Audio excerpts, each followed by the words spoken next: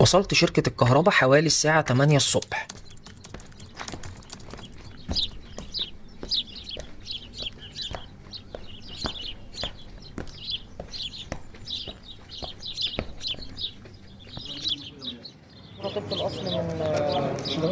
الناس كانت قاعدة مستنية بره في الانتظار، لأن الموظفين بيبدأوا شغلهم الساعة 8:30 الصبح.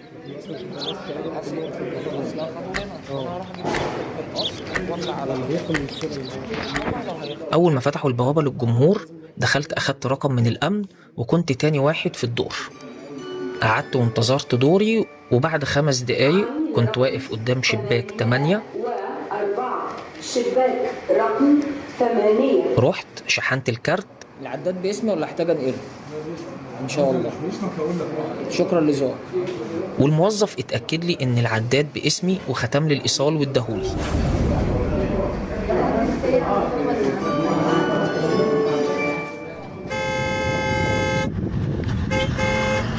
خلصت الخطوة دي ورجعت سوق الجملة، ومن هناك ركبت عربية رايحة جهاز حدائق اكتوبر.